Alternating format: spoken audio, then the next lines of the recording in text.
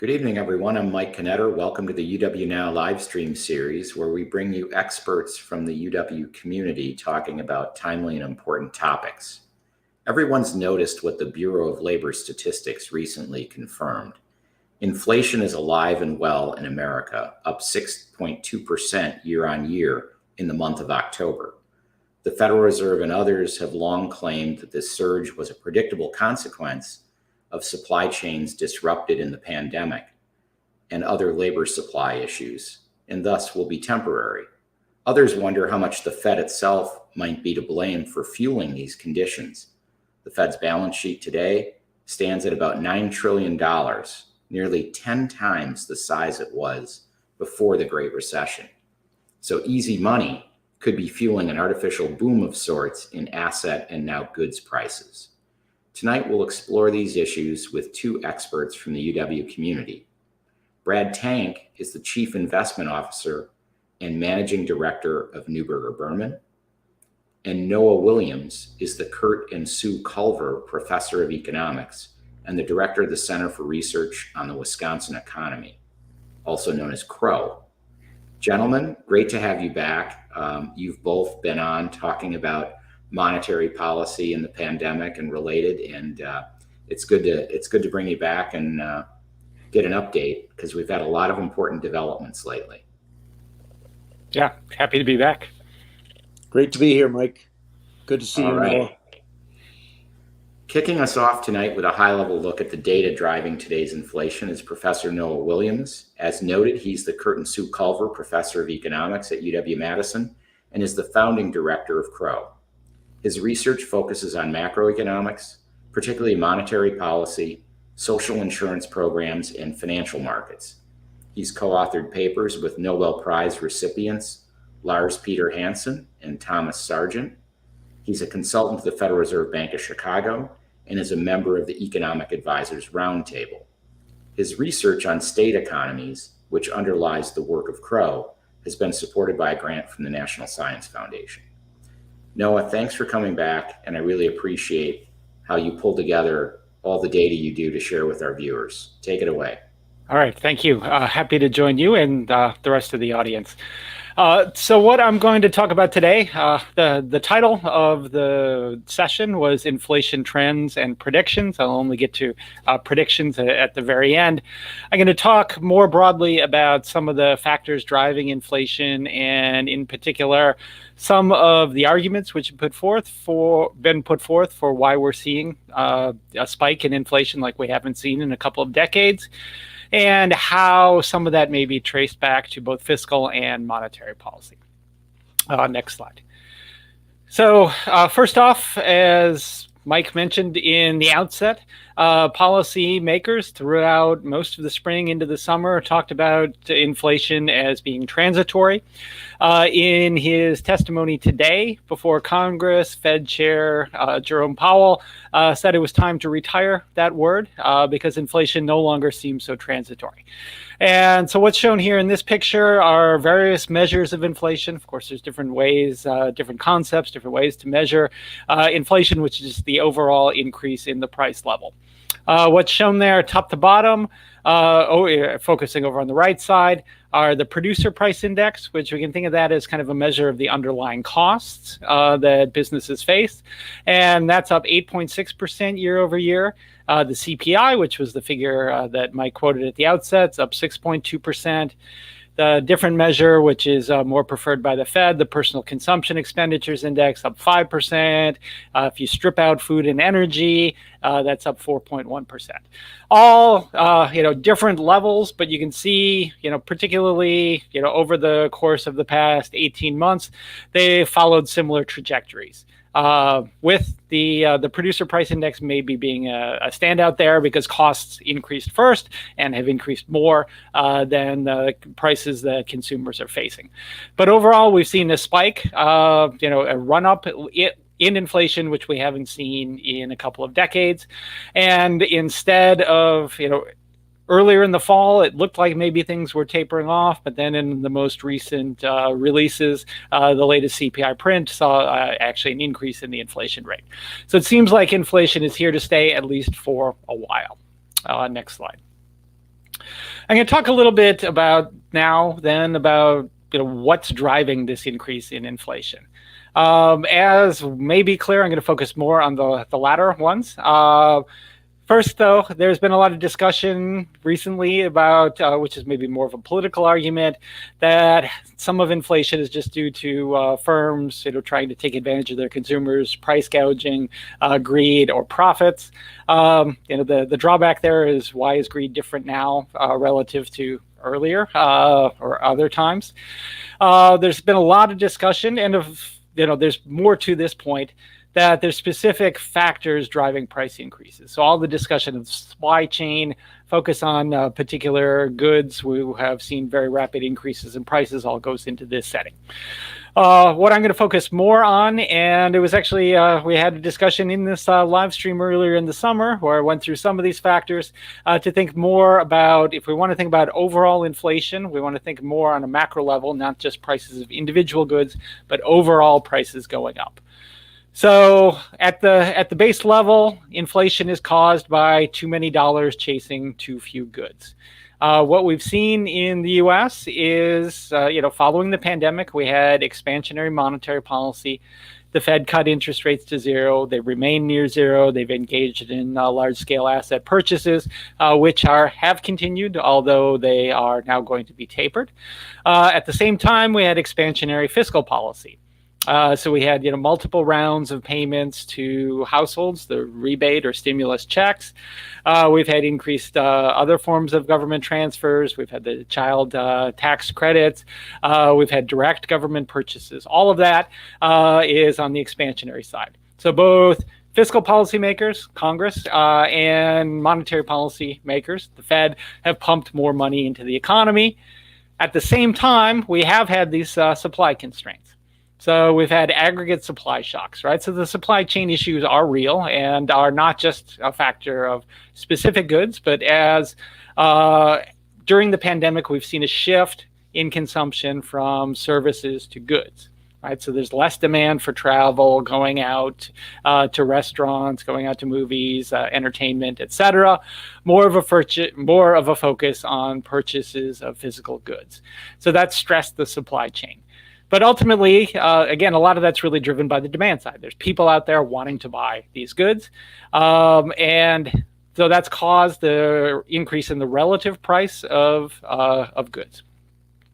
Moreover, monetary policy has allowed these price changes to take hold.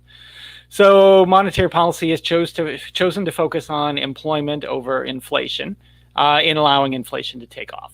And as I mentioned now, I would argue belatedly moving towards at least tightening policy somewhat, or at least relative to its expansionary position currently.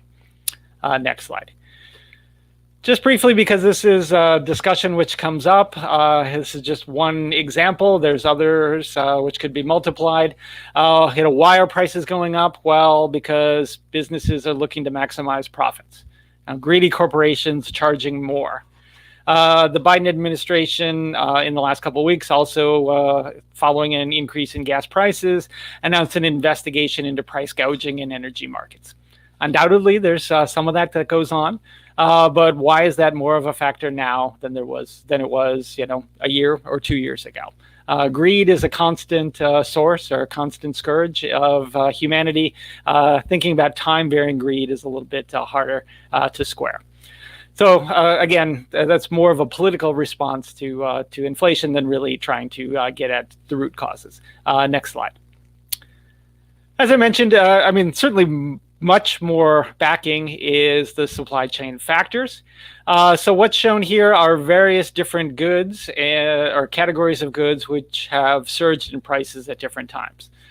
So earlier in the year, there was a lot of discussion about the big run up in lumber prices. That's the red line at the top. And you can see that starting at the beginning of the year, there was a huge increase, nearly 40% increase in the price of lumber, which then affected construction costs and housing costs, et cetera.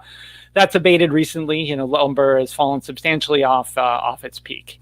Later in the summer, in the spring, there was discussion of inflation being driven by vehicle prices, the prices of new and in particular used cars.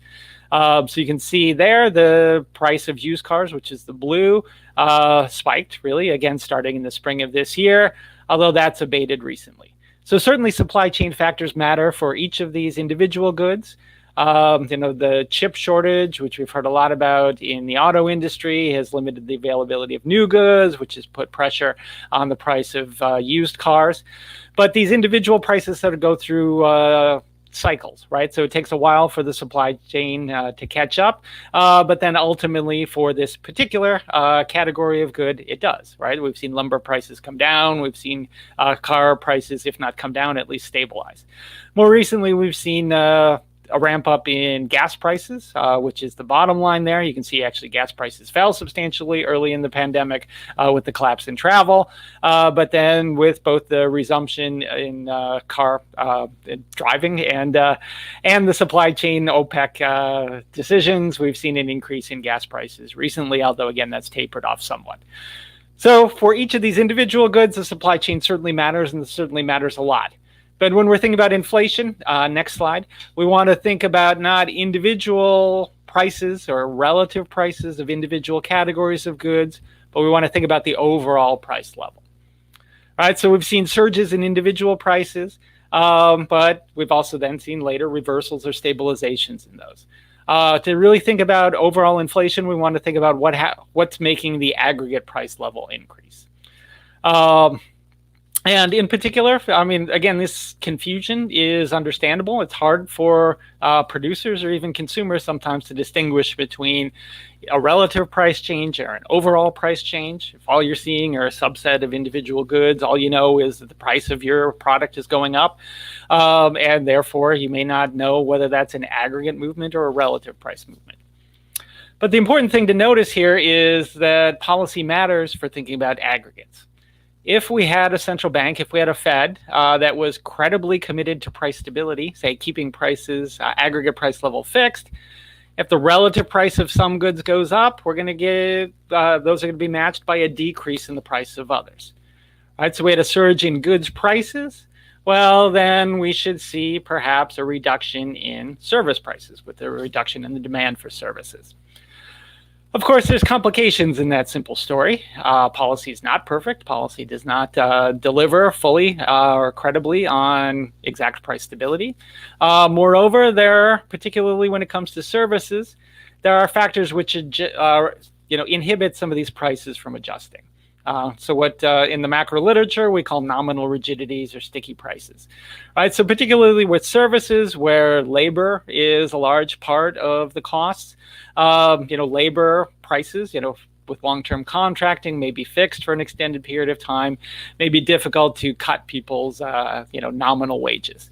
So adjustment isn't perfect. These shorter term relative price movements can spill over into aggregates. But overall, this points to the fact that if we're thinking about aggregate movements, we want to be thinking about what's the role of policy in at least allowing or participating in these aggregate price movements. Finally, I just want to emphasize that there's always temporary or special factors, particularly when it comes to inflation. And policymakers are often forecasting that these special factors will be eased in the future, that life will get better for them. Next slide. So there's been a lot of discussion because it's the last real inflationary episode we had in the US about the 1970s. And I don't think we're in anywhere near the position we were then, so I don't want to overemphasize this comparison. But I think it is a useful thought experiment when you read the news to just see what happens if you replace supply chain in a news story with OPEC or with an oil price shock. And so just to give some example of, how did policy respond to previous supply shocks? In 1973, the OPEC embargo hit in October. By December, consumer price inflation was 8.9%. The Fed met in December, and they actually voted to ease. There was only one dissenting vote at that time. They voted to ease policy, even though inflation was running very high, in order to try to offset the impact of these oil price shocks. Similarly, in 1979, sort of the second round of the OPEC oil price shocks, inflation then was running at 10.3%. The Fed at their meeting in March said, well, we expect a significant easing of the rapid price increases in the future.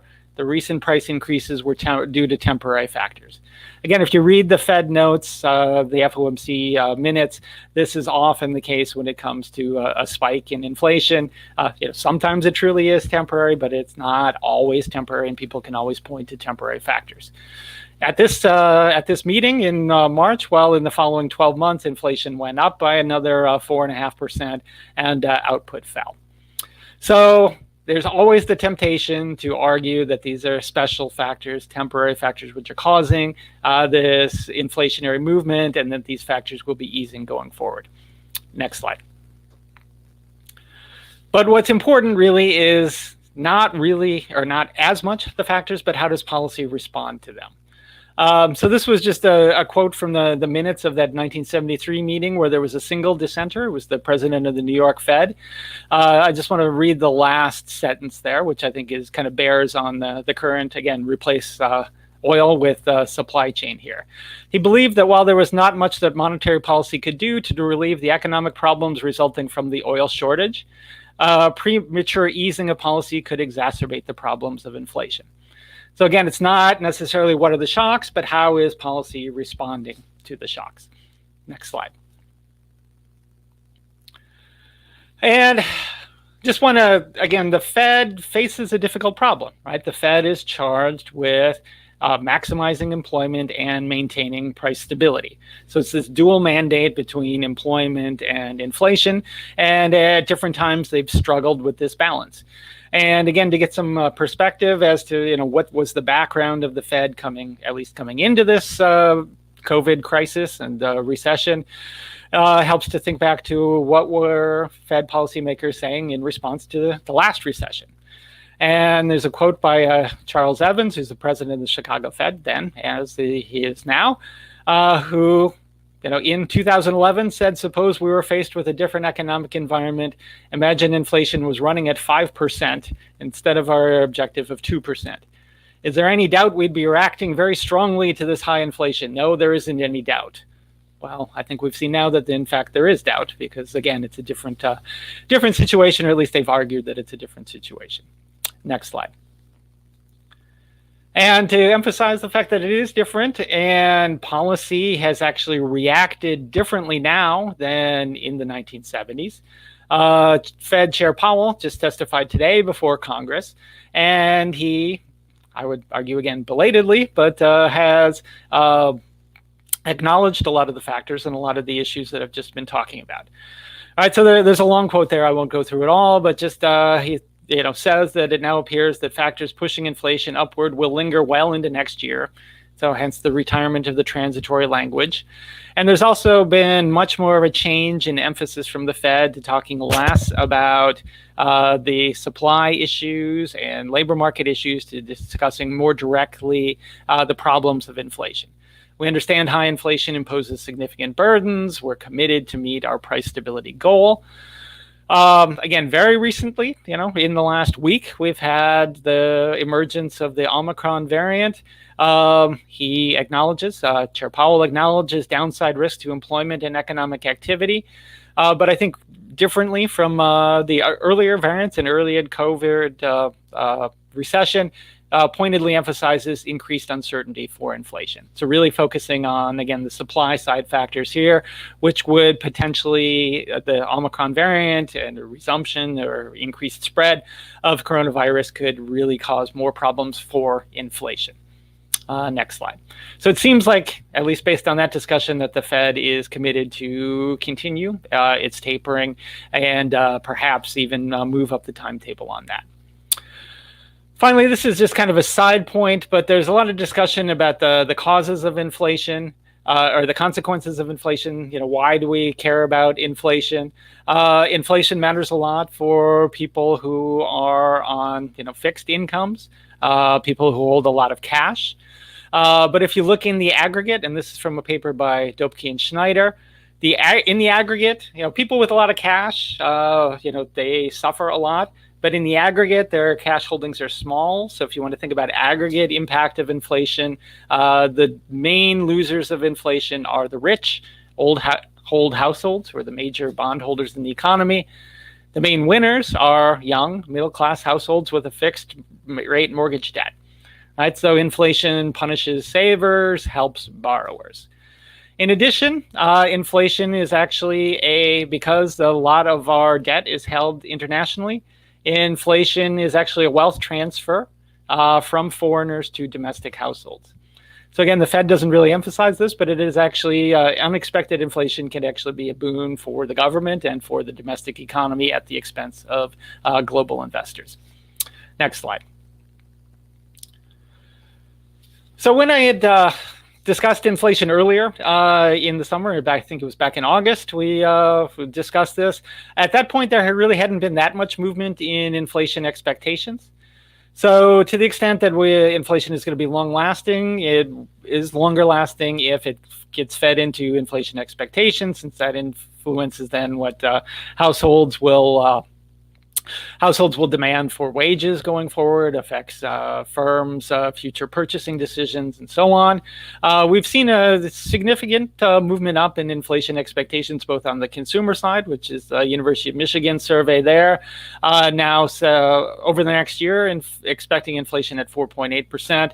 Not shown there, the New York Fed has a similar survey. They've actually had a bigger run-up, 5.7% over the next year, moderating then in the next few years. The market measures of inflation coming from inflation index bonds, which is over a longer year period, a 5-year period, has also ticked up since the summer.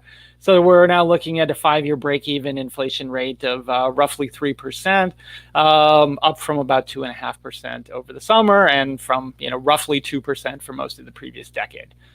So inflation seems to be here to stay. I would argue the levels are not overly worrying, particularly given the way what I see happening for policy in the next year or two. Next slide. So it's time to make some fearless, sure to be wrong forecasts. Again, if I did this for a living, I wouldn't be talking with you here today necessarily, or be at the university. But I expect inflation, again, as I think most forecasters now expect inflation to remain high well into next year. Again, Chair Powell just said that today. But I think be higher than many are forecasting, but at a lower rate than we're seeing currently. So instead of 6%, think of something more on the order of 4% going well into the summer. So again, far above the Fed's 2% inflation target, much higher than we've seen previously, in the last couple of decades, but not to 1970s level. And I think that's likely to be the case because the labor market and supply chain pressures are going to continue. I don't see any signs really of easing there.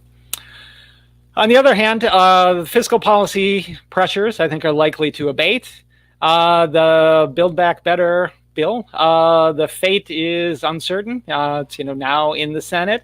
In any case, that's less inflationary. I don't think it's deflationary like the proponents argued, but in any case, less inflationary than the previous rounds of stimulus and relief that we've had. I also think more stimulus or further, there's less appetite for further fiscal expansion, and likely to be, perhaps significant changes in the makeup of Congress over the next 2 years. We do see, long-term fiscal problems remain. All right, Mike mentioned at the outset our indebtedness and the growth of the fiscal balance sheet. Those remain, but there's still very strong global demand for U.S. government debt, and that doesn't seem to be waning, anytime in the near future. Finally, as I've talked about a lot, I think monetary policy is finally waking up. I think the Fed is behind the curve, but they're looking like they're possibly going to be tapering faster than planned. Originally planned to wrap up in June, could be pushed that up to March, in which case we could see as many as 3 rate hikes over the next year, perhaps starting, certainly not going to start until they wrap up the taper, but I think we're likely to see a first rate hike starting in June. So the fiscal expansion, which was driving a lot of the run-up, that's going to abate. We still have underlying fiscal problems. Monetary policy will be tightening, but I don't think that'll be enough to significantly slow the economy. instead of slamming on the brakes, the Fed is really easing off the gas. I think growth will slow, but it'll slow to something more like our potential, which is less than 3%. Of course, there's a lot of risks to these forecasts. Mostly, I would argue on the downside. This is a fairly, Goldilocks type forecast. Policy is still behind the curve, and of course, the great unknown is what's going to happen to the virus if we have another turn in COVID. I'll leave it there. Noah, thank you. You even threw me a little silver lining. I took out a mortgage in July, 30-year fixed. All right.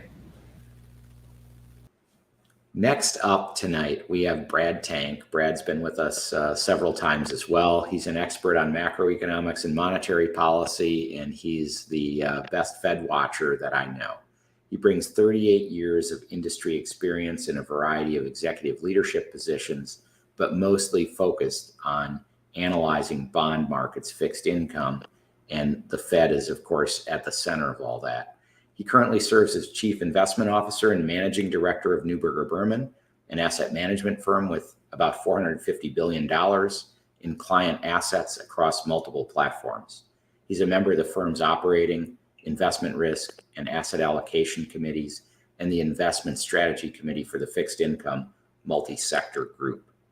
Importantly, I would note, often we ask our guests to tell us something about them that we wouldn't know. I'm going to tell it. Brad dominated the pool tables on Water Street in Eau Claire, Wisconsin, before finishing his education at Madison in the Applied Security Analysis program. Brad, thanks for coming back and enduring my bad humor. Well, thanks, Mike. I think we have the same sense of humor. So I actually find it funny. When I first met Mike, we initially bonded quickly because we discovered that we went to undergraduate together, even though we didn't know it at the time. We certainly ran into each other, probably at the pool tables, among other places. So always great to be back somewhere in Wisconsin, even if it's only virtually.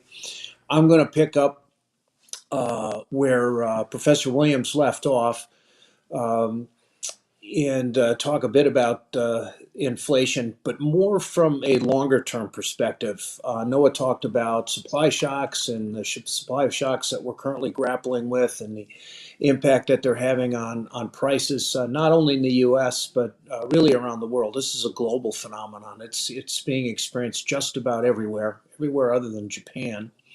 But developed economies as well as developing are all looking at elevated levels of price inflation right now. We look at today's events as a bit of a watershed. It's a good day from the standpoint that, as Professor Williams said, the Fed ditched its transitional language around inflation. Powell left that behind. It's good. We've never really believed that inflation is transitional in the current circumstances that we're entering a new regime where people will be talking about price inflation for some time. As a matter of fact, we penned a research piece at Neuberger Berman about 6 weeks ago called The Inflation Generation, which describes a number of factors that suggest inflation, higher levels of inflation are going to be with us for a while. So I'll get into that. In terms of today's action, on the surface, it looked pretty dramatic with stock markets and risk assets generally off pretty severely. But I think it's a combination of news on the latest manifestation of the virus in combination with Powell's testimony today. The markets have been expecting a move from the central bank for a while. It really started to price in higher policy rates back in mid-September. You can see it in the movement of things like the Treasury 2-year note. Today, all Powell did was really pull forward the calendar of both the taper or the reduction in bond purchases, open market bond purchases, and then the path of raising rates. Pulled forward the path of raising rates, if you look at the market, by a few months. So from the market standpoint, it's not a huge deal. And the market voted somewhat confidently in Powell's testimony because while short-term rates went up a fair amount, as evidenced by the two-year note, long-term rates actually went down. So call that a vote of confidence in what the chairman said today. Why is inflation, which we're experiencing today at levels that we haven't seen in 30 plus years, not simply transitional? It's more than just the virus and these supply chain interruptions. I'll cite 4 reasons and then I'm going to come back to them in detail. The 4 reasons are, we're talking about a change in supply and energy that's more than a shock. It's a long-term transition from carbon to alternatives. And that's going to take years. And at the end of the day, it's a big sea change in terms of cost inputs from energy in the global economy. Second reason, China is no longer exporting disinflation and deflation to the rest of the world for a variety of reasons, which I'll get into, some demographic, and some the way that trade and trade patterns and commercial relationships between countries have shifted over the last few years. Supply chains, I talked about quite a bit. I'll talk about aspects of supply chains that aren't traditional. And then lastly, central banks, or the demand side, what drives demand, abundance of money. Central banks today arguably are more politicized than they have been in 40 years and are likely to remain so. Again, I'll come back to some details on those reasons why inflation is going to be a permanent feature, at least for the foreseeable future, of conversations around the global economy for years to come. But let's first answer the question, or at least attempt to answer the question, why did it take the Fed so long to abandon the transitional language, and why do many continue to argue that inflation today, high levels of inflation, are simply transitional and the result of the pandemic? And ultimately, as the pandemic becomes more and more under control, will they go away? Well, part of it is an analogy to the past. It was said early on that we've never seen anything like this before in terms of the pandemic shutting down the global economy and then restarting the global economy, and the impact on economic activity and workers and inflation and so on. But the reality is we've seen things similar to this in the past, and here's where the analogies about inflation being transitional are drawn. In many respects, the global pandemic, dealing with the global pandemic, was like fighting a war. And if you look at the last 150 years of price inflation, you see big spikes in post-war periods in price inflation. Now, production, what do we know about large wars? Production doesn't cease. Production shifts massively from domestic goods and needs to wartime goods, needs, weapons, and so on. And it's very disruptive. So you've come through periods of time, post-World War I, post-World War II, post-Korean War, post-Vietnam War, where inflation spiked. And you're talking about inflation spikes into the 20s and high teens, typically followed by periods of deflation. So the analogy, the long-term historical analogy of what we're experiencing today, is a bit akin to the supply shifts, major supply shifts, disruptions, and shocks around wars. And so some economists are looking at these past experiences and saying this is a bit like a war. We're seeing some problems, supply bottlenecks, disruptions, and ultimately goods prices are going to come down. We may actually experience some deflation and we'll return to the path that we were on pre-pandemic. So that's one reason why this transitional view has become a bit entrenched, although it's disappearing. Certainly it's leaving the Fed's view. The other thing is post-great financial crisis, the last recession. If you look at what people were forecasting back in 2009, 2010, we had very aggressive monetary policy. We had the beginning of non-conventional monetary policy, so-called quantitative easing. In many parts of the world, we had the introduction of negative rates, and yet no inflation was produced. So again, conclusion that if you did all of that, in the last big downturn in economic activity, central banks tried for 10 years to produce inflation. They couldn't do it. It's going to go back to where things were pre-pandemic, just like it was post-GFC. And we point out, and this leads into some of my 4 major points, there are big differences in the world economy 10 years ago versus today. Speaking of energy, We are now in the midst of this transition away from carbon. 10 years ago, we were in the early days of the shale revolution, primarily in the U.S., Canada, but it was early days, and that produced a tripling in U.S. oil production from post GFC to shale boom peak, and now we're headed south in the other direction. Global labor markets.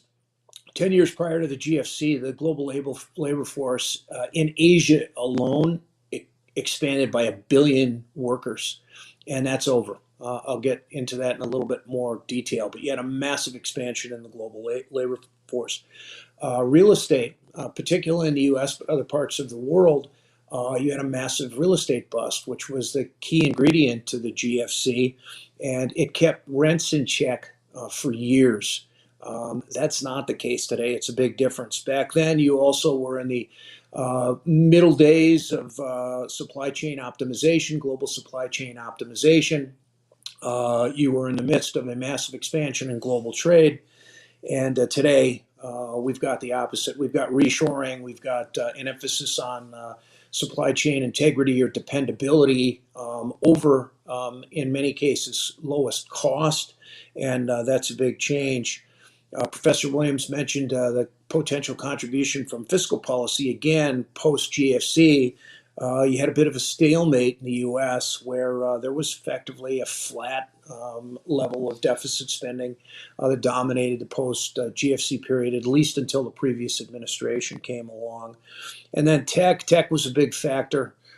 Back then, technology was generally deflationary or disinflationary. But if you look at your global tech giants today, look at what an iPhone cost you today versus the last version. Look at what Google and Facebook get for ads today versus what they charged for ads 5 years ago.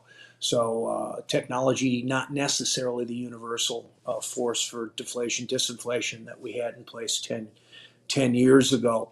So for those reasons, people have clung to this notion that inflation today is transitional, but we're focused more on these long-term transitions on the supply side of the economy. As mentioned, energy. So a key factor, you go back to the days of whale oil, lower and lower energy inputs, energy cost inputs have been a feature of the global economy for 150 years. And if you look at the real cost of gasoline going back for 100 years, you can see it.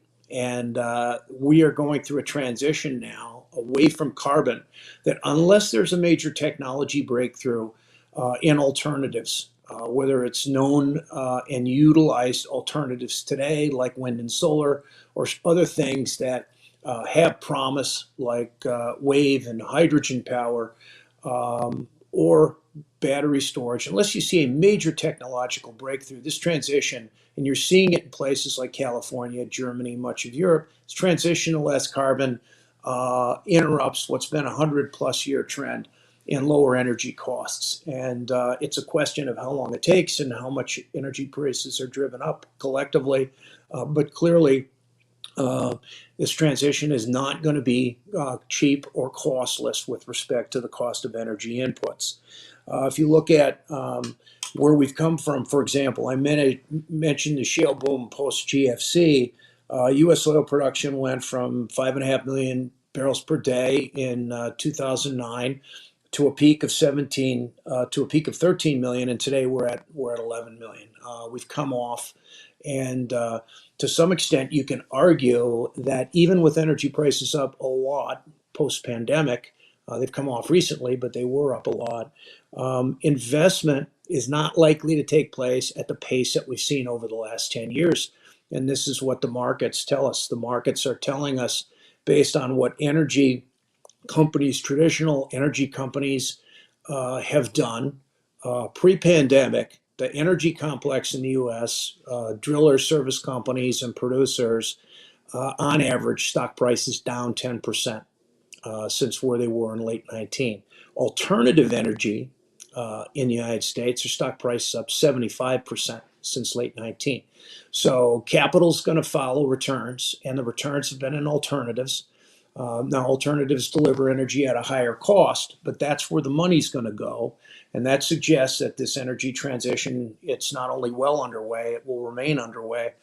You'd have to see a substantial reversal in the return on capital and alternative energy versus carbon to interrupt that. It's not just a U.S. phenomenon. Global rig count today is at 1,200 operating rigs. Major rigs was 2,000 pre-pandemic. A lot of less than efficient production has been shuttered, and a lot of it's not going to come back. So that's the energy component. Long-term transition underway. The China component, again, long-term transition underway.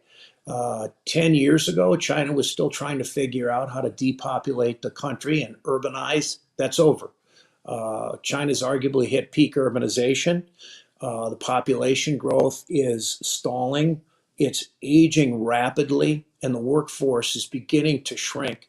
And that changes policy pretty dramatically, and you're seeing it manifest itself in many ways. China's no longer interested in, at the margin, being the world's producer of goods. It's much more interested in being competitive, arguably winning the technology battle, very high value added goods, and at the same time internalizing their economy, developing a robust consumer economy that's diversified, more into services ultimately, and can effectively guarantee a smooth transition away from being the world's producer of goods. And the demographics in China are powerful. I mentioned the supply chain disruptions, some of which obviously are going to be transitional. What's going to linger? We've hit on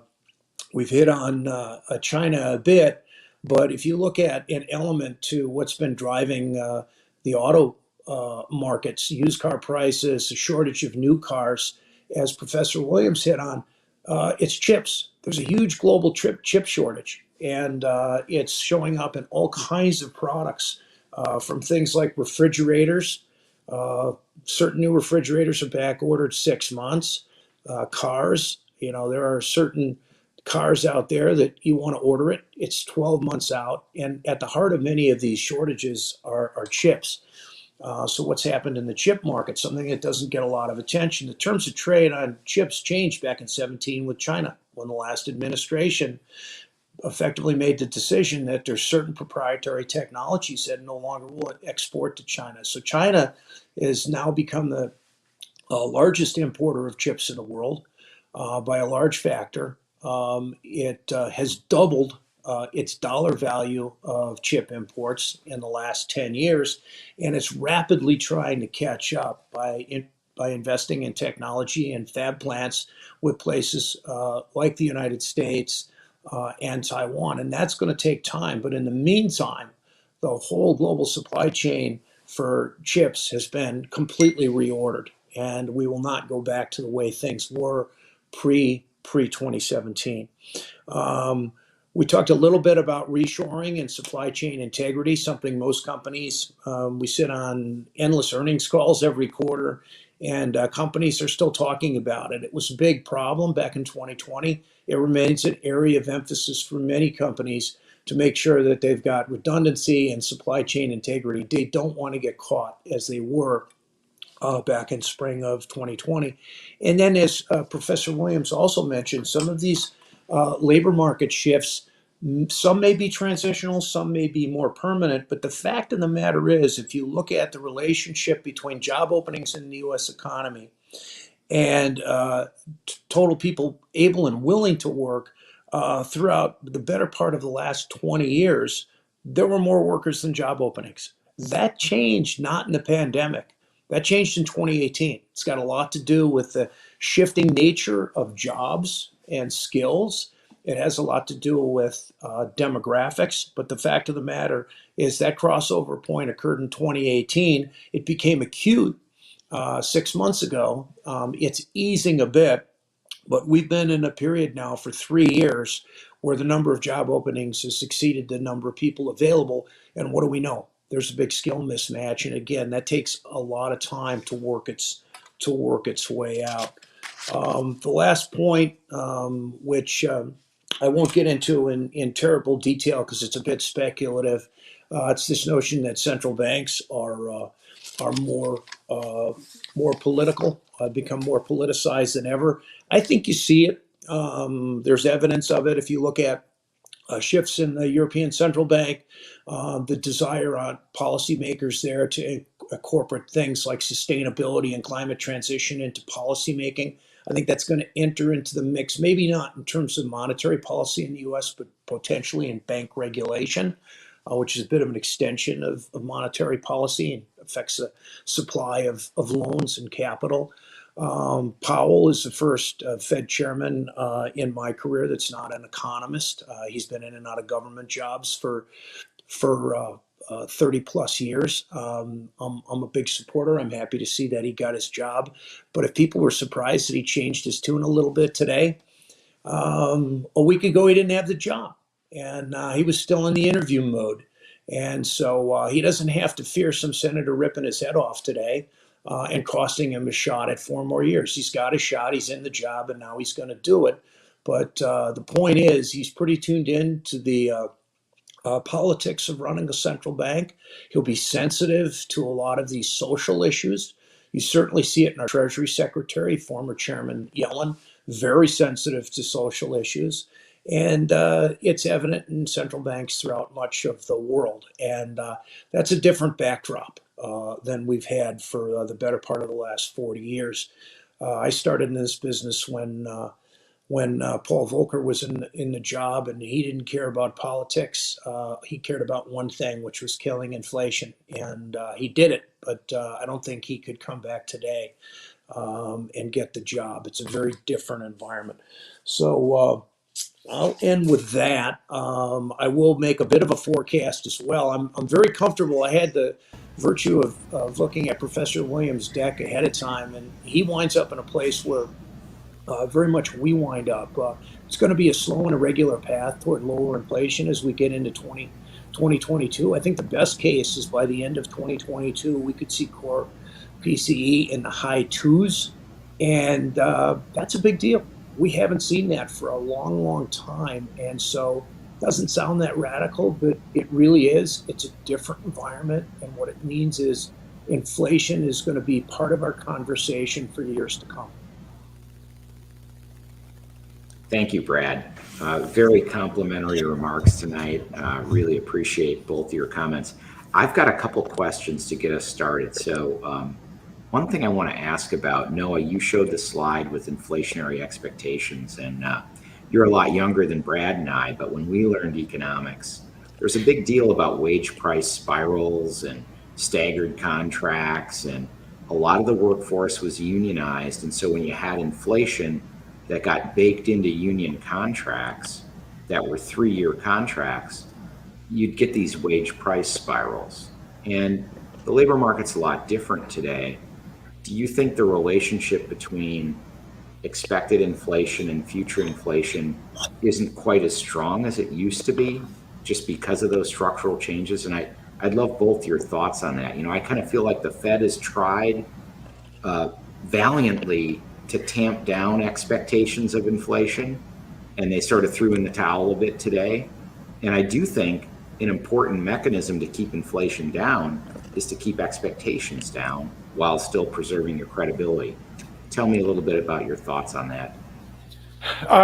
Yeah, I think so. There was I would say, controversial Fed paper came out earlier this summer, basically arguing that expectations had no role in determining inflation at all. That was fairly radical, but so I wouldn't go that far. I do think also that inflation expectations have a big backward-looking component, right? So the rise in expectation of inflation that we've seen results from the fact, at least at the consumer level, less so at the market level, that inflation has been high recently. So people kind of see that and then just extrapolate going forward. So in that sense, for individuals, it may be a little bit less predictive of future inflation, although it does, for the individuals, it certainly is going to affect wage demand, savings decisions, and so on. So I would think, to put it another way, I think individual inflation expectations affect real output, I would say. Brad, do you have any thoughts about that? Obviously, the Bob Gordon textbook that we had at Eau Claire, thought inflation expectations really drove future inflation. Yeah, I think a lot of that had to do with the times that we were living through. Where again, it was front page news every day. There was a buy it now because the price is going up later mentality, and it took a long time for us to get there. Inflation turned up in the late '60s and pretty much was on a steady upward trajectory for about 15 years. One huge difference between then and now is back then the world economy was very much a collection of local economies and relatively inefficient. And at the same time, financial markets, which ultimately can create real economic outcomes based on how they price the future, were tiny relative to the real economy. And today, there was no such thing as a five-year forward back in 1979. And so these are tools that policymakers can use to set policy.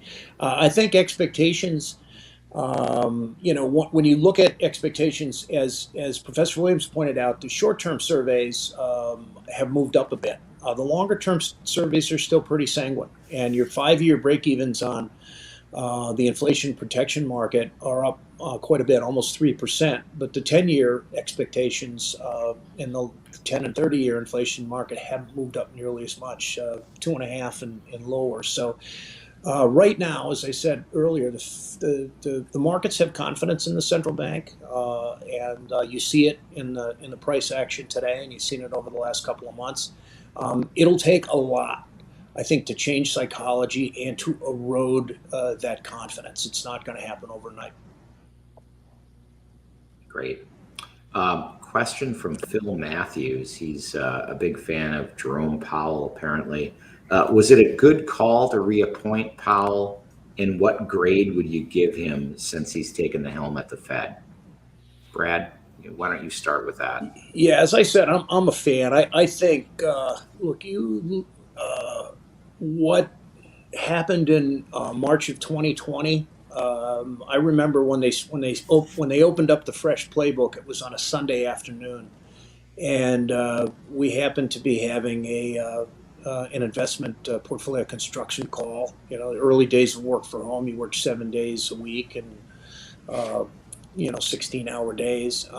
But when they opened up that playbook and started to do things that were of questionable legality to support the markets, we all tipped our hat and said, they get it, they're aggressive. It was a monumental effort. The U.S. Central Bank provided leadership for other central banks, and what happened? You had effectively the shortest recession in recent memory. It could have been a disaster economically, and the markets were pointing in that direction. So the job that the U.S. Central Bank did, and other central banks very much followed suit and joined in, was exemplary.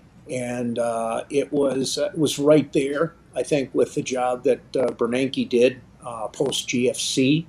But they played it all out faster. The way that they opened up the playbook, enlarged the playbook, accelerated the response to what was happening in the global economy was fantastic. And leadership's important, and he provided it. So I think his first term was exemplary.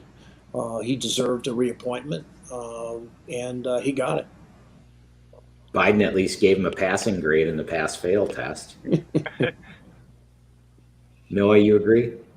Yeah, I think I'd largely agree. I think pre-pandemic, I think Powell was also right to. I mean, I want to say they probably went one step too far in tightening, but then kind of reversed that relatively quickly. So I think overall he's been pretty adept at change, not tied to a particular school of thought, and able to adapt on the fly pretty rapidly, which has also been useful for him. I guess that's the benefit of not being an economist. He doesn't have a view. Yeah. Question from Art Pratt. Can you define stagflation and how likely that is to be, occurring for us and its impact on consumers? So, are we headed to a high inflation, low growth environment like some of those you talked about in the 1970s, Noah? So stagflation is just stagnation plus inflation. So it's typically we think of inflation and GDP as kind of moving in opposite directions. That's kind of our real activity. The Phillips curve logic is that when unemployment is low, inflation is high, and vice versa. Stagflation is when inflation is high and unemployment is high. So the 1970s would be the prime example in the U.S. I don't think we're headed. We're not there. Certainly, the economy, the rate of growth may be slowing down, but we're still in an expansionary period. Unemployment is still trending down. So I think by all measures, the economy is doing well, and we, if maybe not as rapid as we might have hoped, and at the same time, inflation is high. We're not to, again, double-digit levels, but it is elevated. So again, I don't think we're likely to see a stagflationary episode going forward. Brad? Yeah, the tailwinds to growth are strong. I would add to Noah's comments, the chance of a downturn here are slim for a couple of reasons. And it has a lot to do with what the Fed did and the support provided to markets and the economy back in spring of 2020. You had a severe recession, but it was fast, and we were on a growth track off of contracted levels pretty quickly. And that meant really a couple of things. One, financial institutions weren't harmed. You come out of this global recession with literally no damage to major global financial institutions. Far cry from what we had in the GFC. The other thing, because of the aggressive fiscal policies, not only in the U.S., around the world, consumers in great shape. You're coming off of 2 years here of expansion of consumers' balance sheets on the asset side that we haven't seen in 40 years. So there's a lot of savings. Now they're being drawn down. The savings rate's coming off, but a strong consumer and strong financial institutions suggest that major underpinnings of growth are going to remain in place for quite some time. So the balance sheet damage, as I alluded to in the intro, is really on the central bank balance sheet in a sense, right, around the world. And I guess a question I have is, when will it matter how big central bank balance sheets become?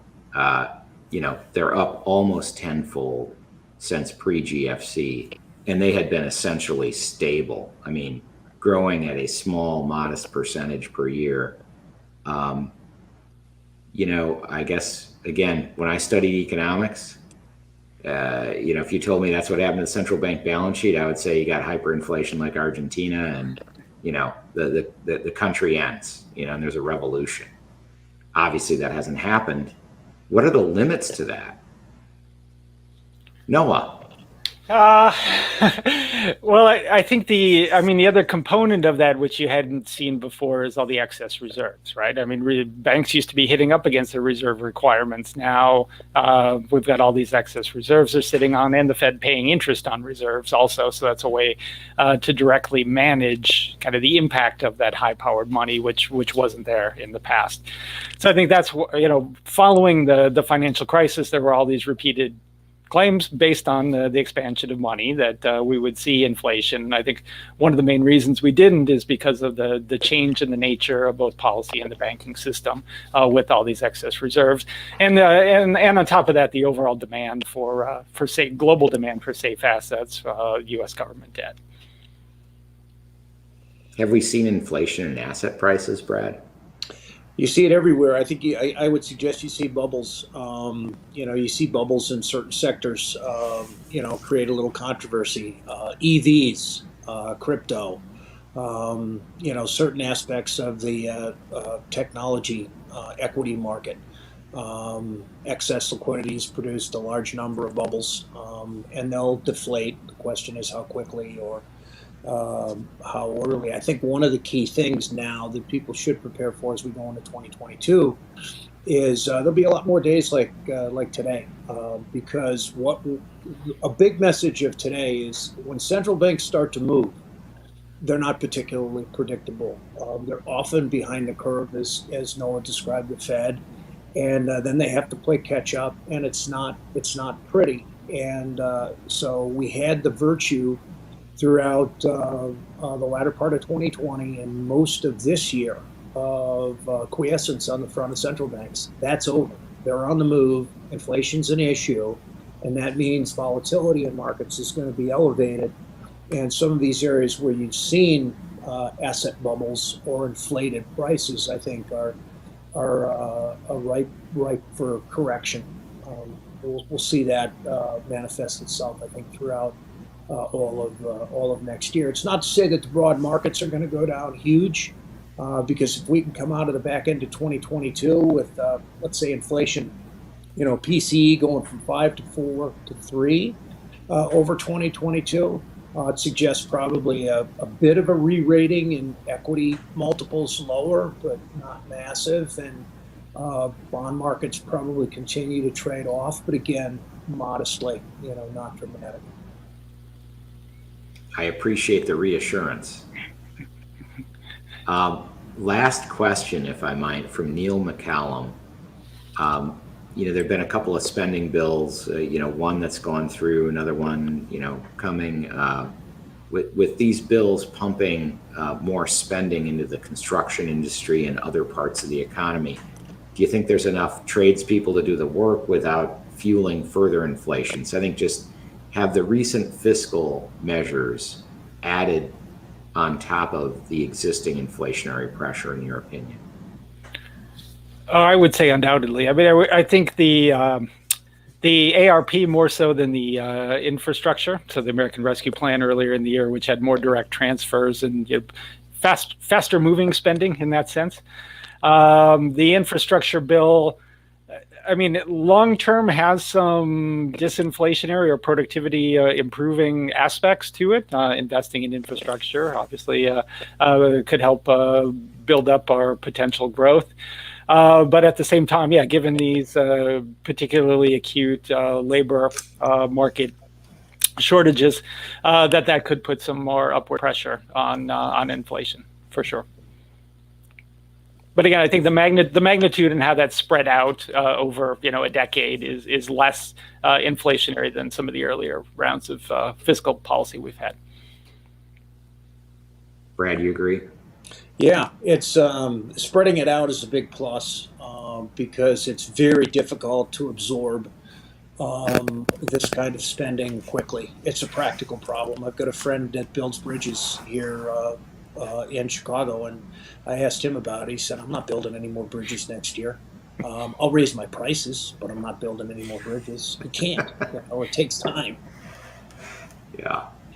Well, thank you both again. You guys have been here several times. Noah has just become the most frequent guest on the show, as we noted in the preview tonight. So really appreciate you guys taking the time, sharing your thoughts. You're both incredibly knowledgeable about the economy, the markets, policy making, and we really appreciate it. Thanks for joining us again. All right. Thank you. Thank you. And thank all of you for joining us this evening. The UW Now live stream will be back again in 2022, unless we convince Nassia Safdar to come in and tell us about the latest variant. And you never know, we might have a special show before year end if we need to. We also look forward to hosting some in-person events next spring, and we will try to broadcast those as well. I want to thank everyone for your continued viewership and thoughtful discussions during the show. Really appreciate your questions and comments. I wish you and your loved ones a safe and happy holiday season. And as always, on Wisconsin. You can try, but you'll never stop a Badger. Because we Badgers are born with curious minds and endless heart. When we see a curve in the road, we speed up. When there are mask shortages for first responders, we make our own supply chain. When there's a world on pause, we sharpen our claws. Through thunder, fire, and pandemics, we'll keep going. Because after all, you can't stop a Badger.